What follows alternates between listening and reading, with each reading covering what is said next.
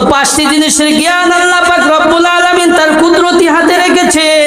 এই পাঁচটি জিনিসের জ্ঞান অন্য কেউ জানে বলে ধারণা করে হলো শিরক। এক নম্বর হলো ইন্নাল্লাহা ইনদাহু ইলমুস সাআ, কিয়ামত কখন হবে, কোন সময় হবে, বিস্তারিত খবর আল্লাহ তাআলা জানেন। এটা অন্য কেউ জানে বলে ধারণা করেই হলো শিরক। ওয়া ইউনাজ্জিলুল গায়ব, বৃষ্টি কখন হবে, কি পরিমাণ হবে, কম হবে না বেশি হবে, সম্পূর্ণ খবর আল্লাহ তাআলা জানে। এটা অন্য কেউ জানে বলে ধারণা করেই হলো শিরক।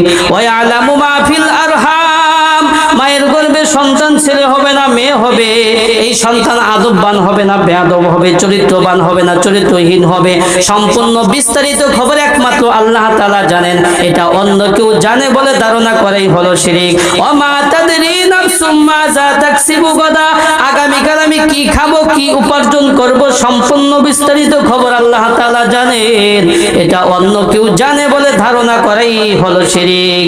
ওয়া মা তাদরি নাফসুম বিআইয়ি আরদিন তামুত, আমার কোন অবস্থায় মৃত্যু হবে, কখন মৃত্যু হবে, সম্পূর্ণ বিস্তারিত খবর আল্লাহ তাআলা জানেন। এটা অন্য কেউ জানে বলে ধারণা করেই হলো শিরক।